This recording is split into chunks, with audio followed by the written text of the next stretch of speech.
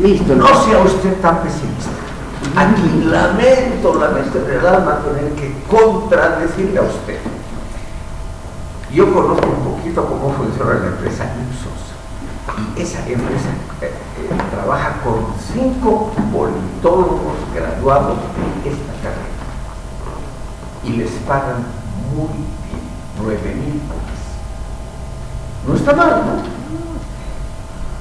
Y por un trabajo que es en gran parte una cosa mecánica de hacer estadísticas, qué sé yo, presentarle al jefe probabilidades, curvas, eso que ahora se hace tan fácilmente con inteligencia artificial.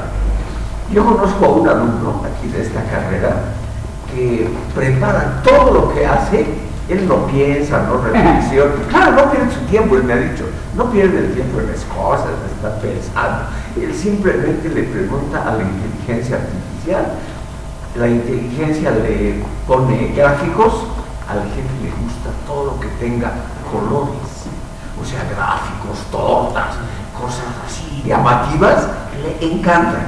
Entonces, él hace su trabajo de toda la semana, según las palabras de él, en 1 hora a la semana, con la inteligencia artificial. Politólogo graduado aquí. Entonces, no está mal, ¿no es cierto? Bueno, naturalmente tenía una relación, está casado con la hija del dueño. Pero de todas maneras, algo tiene que hacer para justificar su modesto salario. Así que podemos decir... Sí, por eso le dijimos, porque es bien interesante esto, porque estaba viendo otras cosas, por ejemplo, escuchar, más que yo me dedico a ver por ejemplo, estaba muy atento de Chile, luego de Argentina, ahora voy a estar de todos los países, me gusta estar pendiente de las noticias, cómo evolucionan los partidos, me gusta mucho eso. Y estaba viendo de Argentina, por ejemplo, los que más han apoyado a ellos, a Milei, son los jóvenes y también los mismos, ¿cómo se llama?, los jubilados. Sí, los extremos. Sí. Claro, o sea, lo han apoyado y les preguntaban, pero usted es jubilado, usted no debe apoyarle porque usted lo está matando. Porque le están cortando. Claro, y la otra le contaba, sí, pero yo trabajo, soy jubilada, pero tengo tu trabajo. O sea, yo quiero seguir trabajando, no porque sea jubilada. Y así les contestaban. Yo digo, entonces, son los extremos. Sí, sí, sí.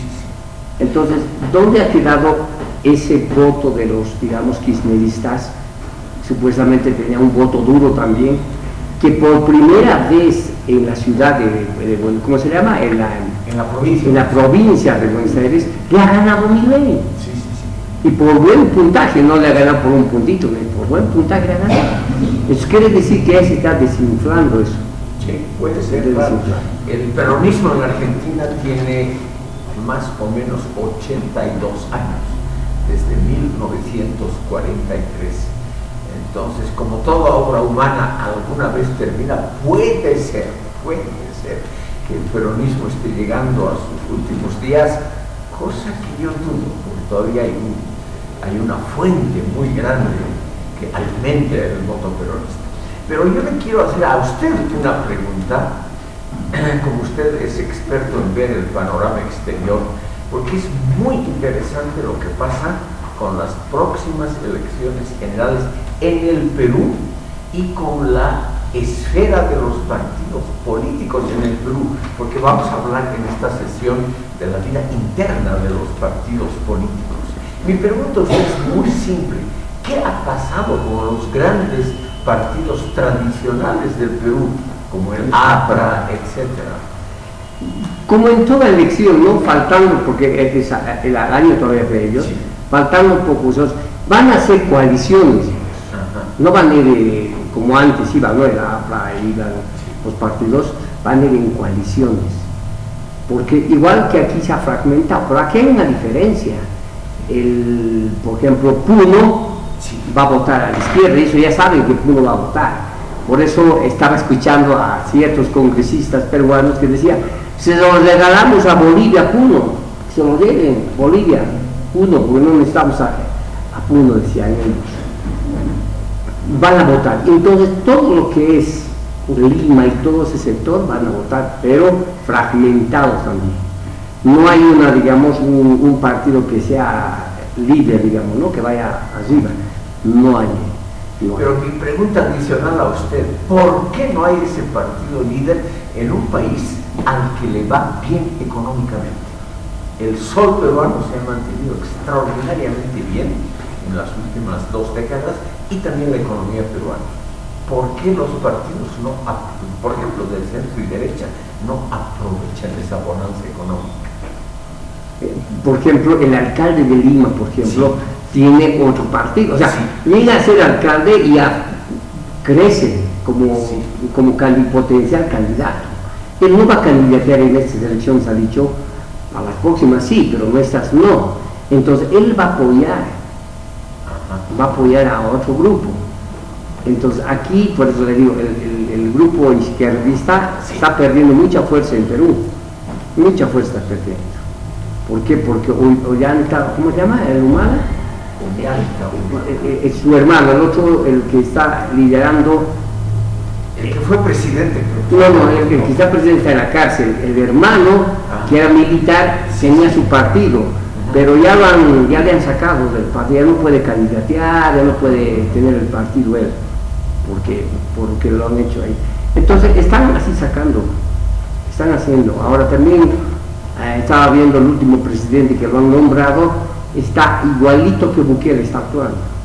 Y el pueblo está y está yendo a las cárceles, está haciendo cosas. Lo que Bukele hacía al comienzo, lo mismo está haciendo él aquí. Y usted sabe que el pueblo lo que mira es lo que lo apunta, ¿no? Entonces ya están hablando en el Perú que es buen candidato, es buen presidente, está con el pueblo, nos visita a nosotros, y ya están hablando de él. Que era hasta hace poco un desconocido. Exactamente. José Gelí Orejo. Sí, exactamente.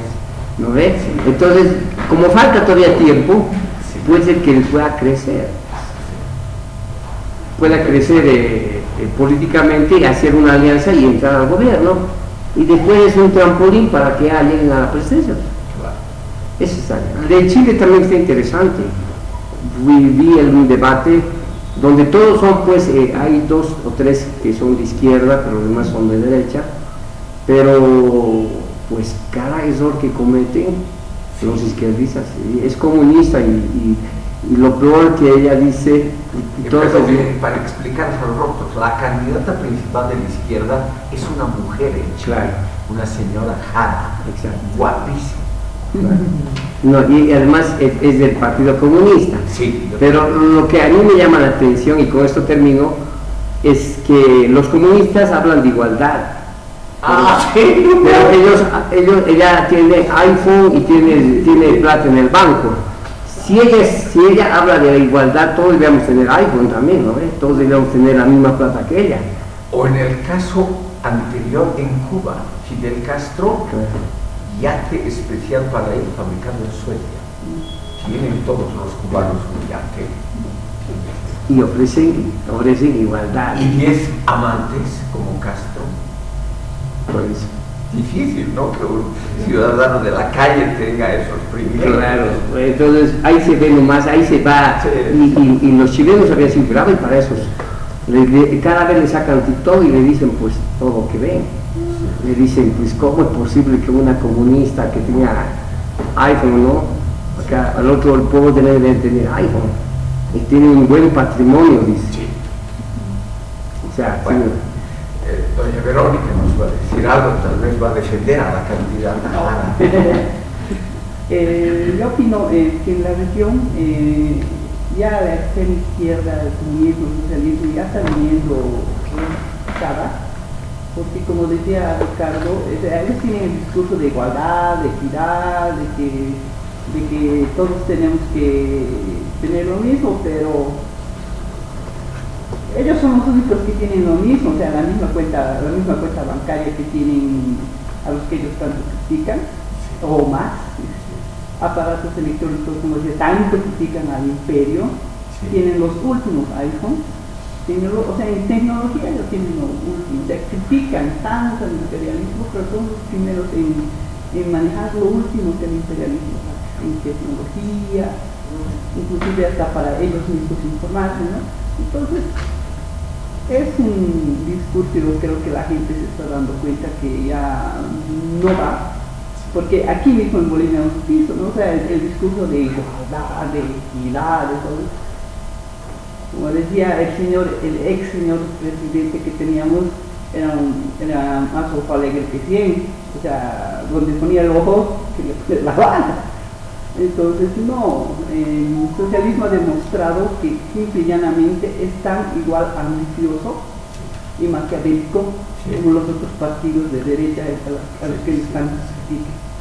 Es que ese es un punto importante que no lo podemos tocar porque este es un curso dedicado exclusivamente a cuestiones electorales, pero no hay duda que hay lo que se llaman constantes antropológicas del ser humano, el egoísmo y otras cosas aún peores. Bueno, estimado público, entonces entraremos al tema de hoy, que es que según el programa lo que falta, la vida interna de los partidos con relación a procesos electorales. Una pregunta importante es esta que está en la pizarra: ¿cómo se eligen o cómo se designan a los candidatos a diputados, senadores, presidentes dentro de los partidos?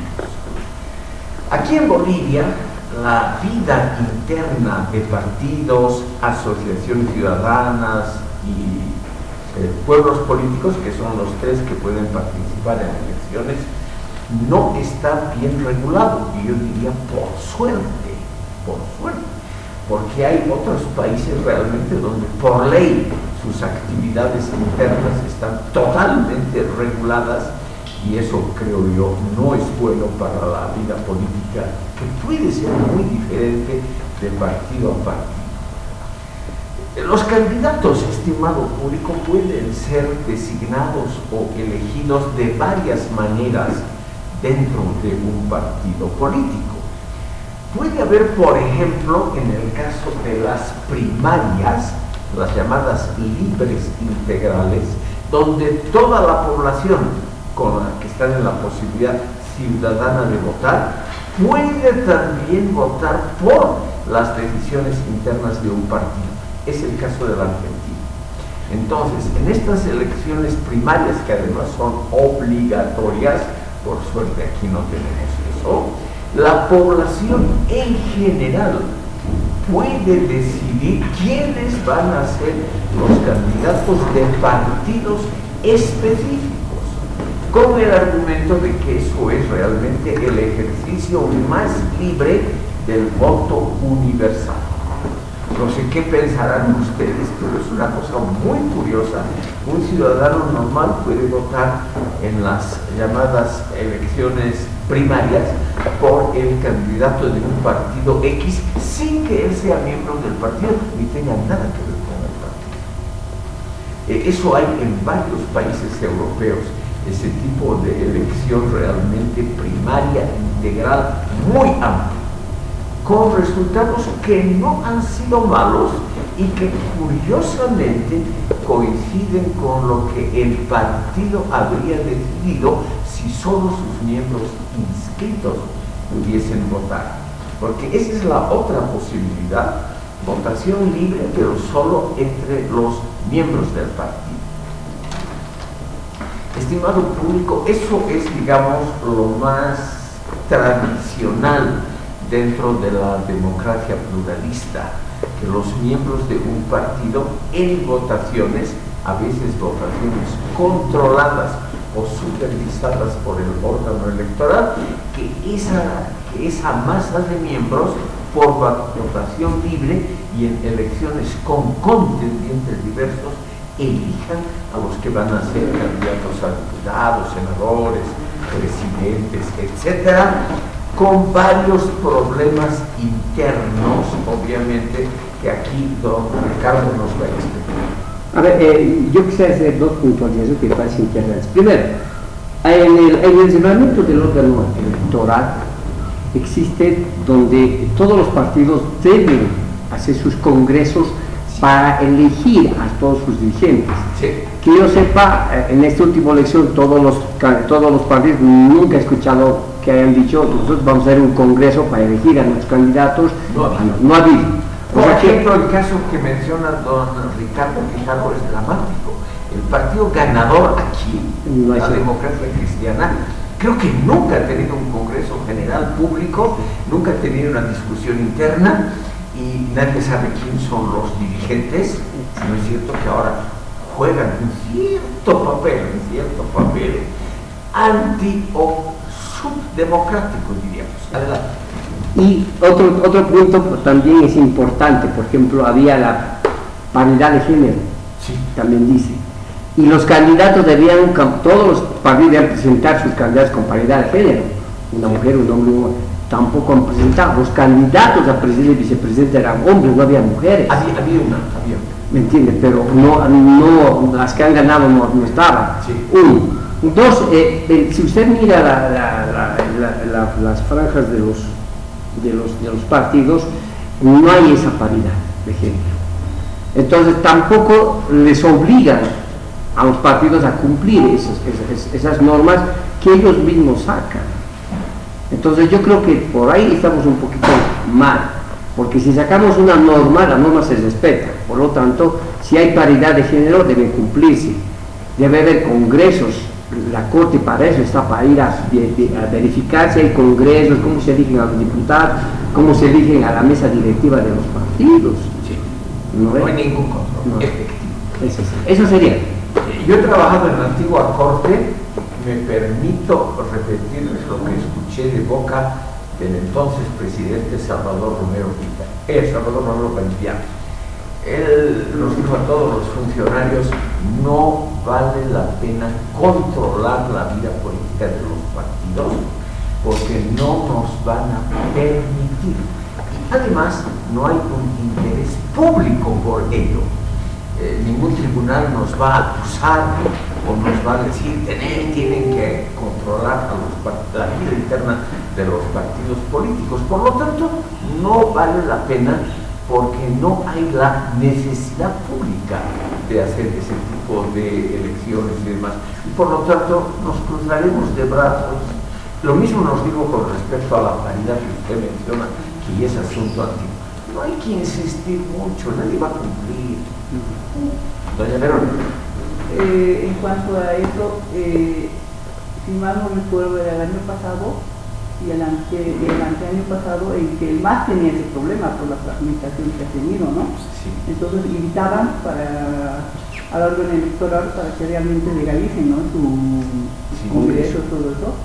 Pero como usted dice, solamente vimos eso en el MAS, que había un congreso en el Alto, había otro congreso en la Peña, había otro congreso aquí, había otro congreso allá, y era el único partido que hemos visto, no han dejado metido los compañeros, que tenía no sé si sería ese interés de tener la conformación de su directiva y de sus representantes, ¿no?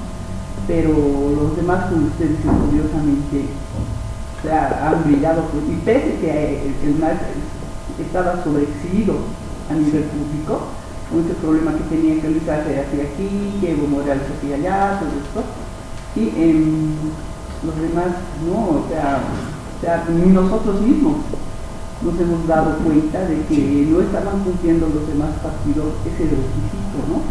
Solamente nos centrábamos en la pelea interna que teníamos.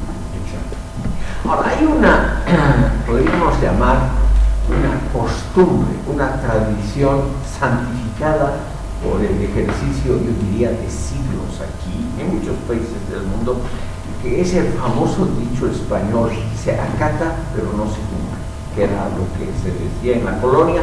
Por ejemplo, en la colonia se instauró el llamado derecho indiano.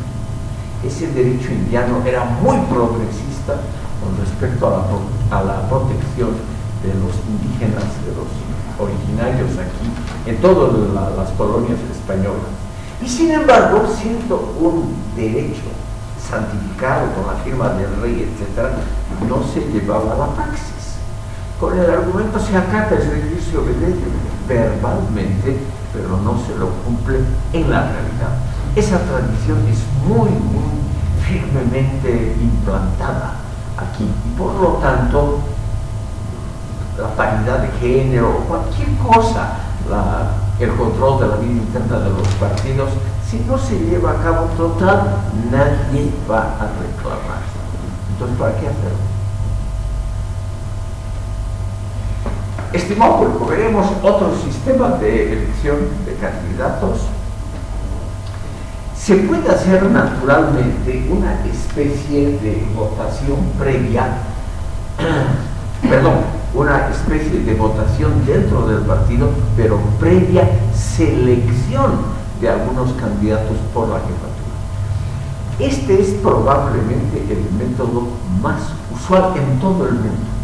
O sea, no es así que las masas realmente proponen y logran sacar adelante un candidato, sino que generalmente las jefaturas indican quiénes pueden ser esos candidatos.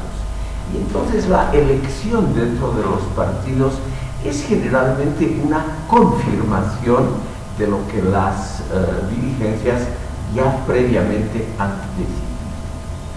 No es muy democrático, pero no está del todo mal, ¿no es cierto? Por lo menos hay, y eso es algo pedagógicamente muy interesante, hay una contienda previa entre diferentes candidatos. Y eso no está mal porque así los miembros de base de los partidos aprenden cuáles son las diferencias, cuáles son los puntos programáticos que están en competencia, es decir, tienen nomás sus cualidades. Es una lista que va avanzando de lo más democrático a lo menos democrático. También es muy usual, estimado público, que los candidatos sean designados por las jefaturas. Por ejemplo, después de una negociación entre aquellos miembros más o menos importantes de los partidos o miembros que se hayan destacado por su labor, por ejemplo, qué sé yo, los miembros de base que se hayan dedicado a colar carteles en las calles o que hayan ido a las provincias a hacer trabajo previo, en fin, a esos generalmente se los premia a veces con una buena candidatura, por ejemplo, a una diputación. Esto también es muy usual, esa negociación entre personalidades del partido que son más o menos importantes. También hay la designación a dedo desde las jefaturas. Yo me imagino, estimado público, que este ha sido el caso de los dos principales candidatos bolivianos a la presidencia en las últimas elecciones. Tuto probablemente, o casi seguramente, no es miembro del partido nuclear de su coalición, que es el Frente del FRI, el Frente de la Revolución Izquierdista. Y con toda seguridad el señor Paz Pereira no es miembro del Partido Demócrata Cristiano. Entonces, ¿cómo han resultado candidatos? Porque la jefatura los ha designado y los ha inscrito en el Tribunal Electoral y listo. Y la masa, si es que existe una masa de electores dentro del FRI o del Partido Demócrata Cristiano, no va a protestar. Lo consideran normal que sea la jefatura, sin consultar a los miembros, que además son muy poquitos, los hayan designado como candidatos.